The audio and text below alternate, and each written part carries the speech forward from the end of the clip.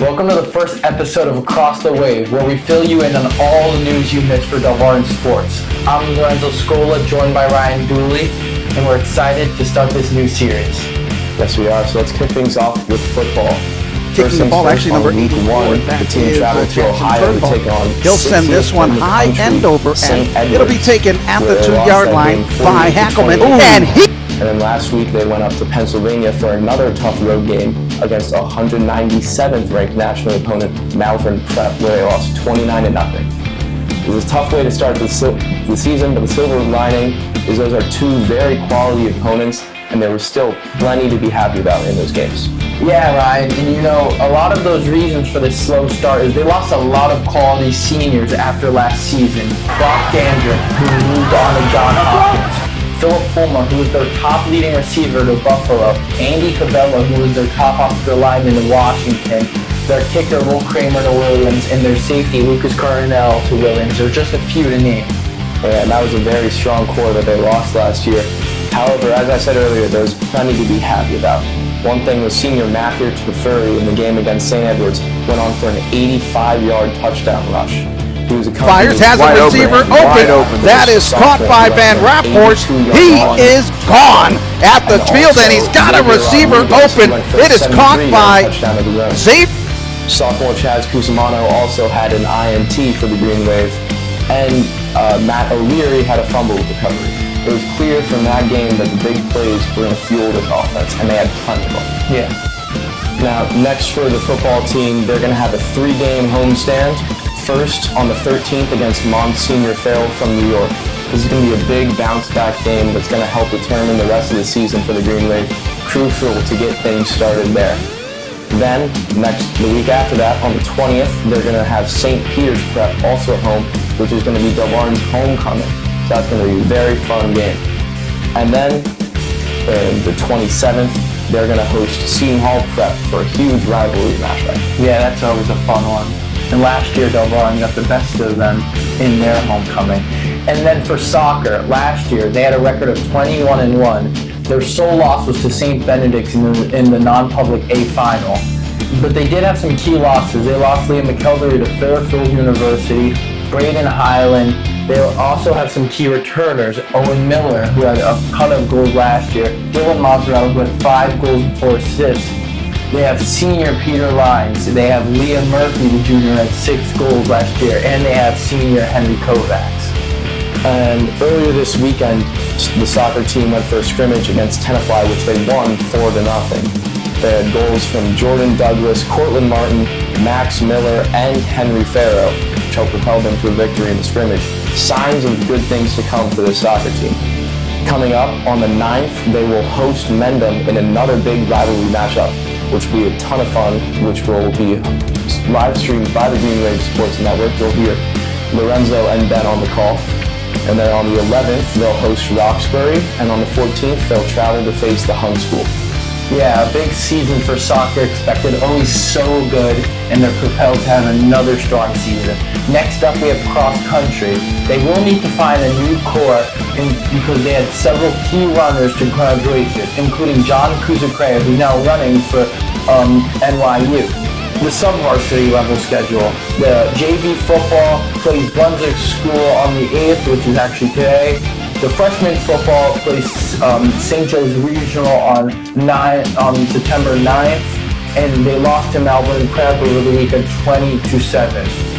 And then JV and freshman soccer also have the same stretch of Mendham and Roxbury. And then JV faces Malvern Prep on 9/13. The freshman will play St. Benedict that day.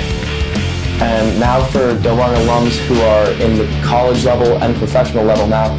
First off, Brock Dandridge for Johns Hopkins had a huge game, recording 79 rushing yards, including a 52-yard rushing touchdown, which is his first touchdown of his collegiate career.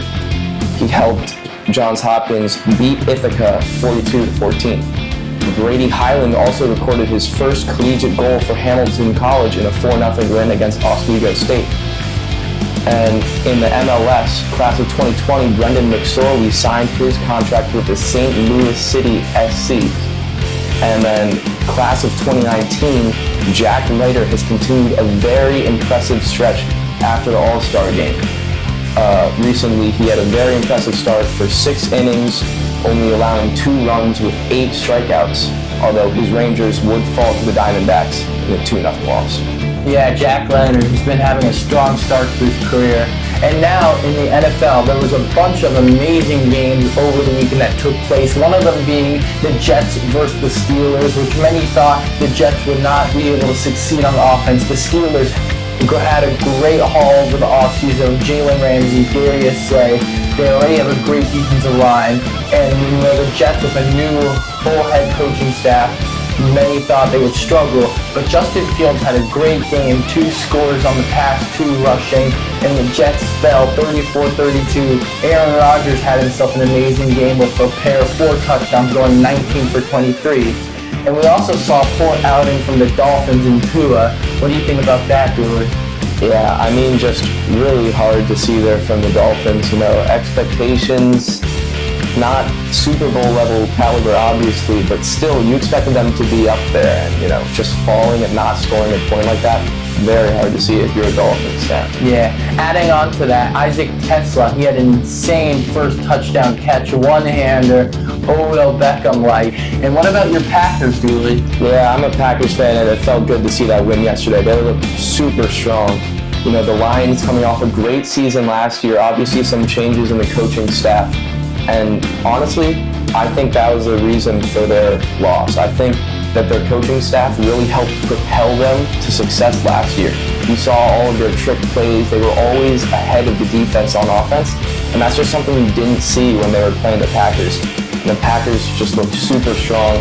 Jordan Love had a great day. He really helped propel that offense. And the new addition of Micah Parsons looked great for the defensive line of the Packers. And he also recorded his first sack.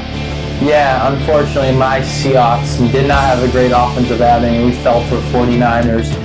And the Bills game last night, that was a crazy comeback, 40-25 with 5 minutes left, and they score 2 touchdowns, get a fumble in between to come back and take a game-winning field goal by Matt Prater. What a high-scoring game from 2 great, amazing teams. You can really see how the Bills and Ravens are above most other teams.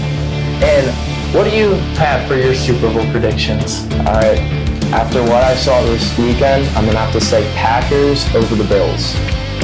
Yeah, I also have the Bills making it, and I do think that the Eagles will go back to the Super Bowl and fall for the Bills. And for college football, Arch Manning finally looked to seem to find his stride a little bit as he propelled Texas to their first win of the season after falling to Ohio State 2 weeks ago.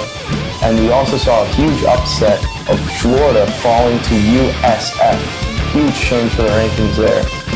Florida looked to be a very strong program. And that will do it for Lorenzo, Scola, and Ryan Dooley, starting our first episode of Across the Wave. We love getting this series to go. And if you miss any of the big games from Delbarton throughout the week, you know where to come. Across the Wave, we got you. Until next time.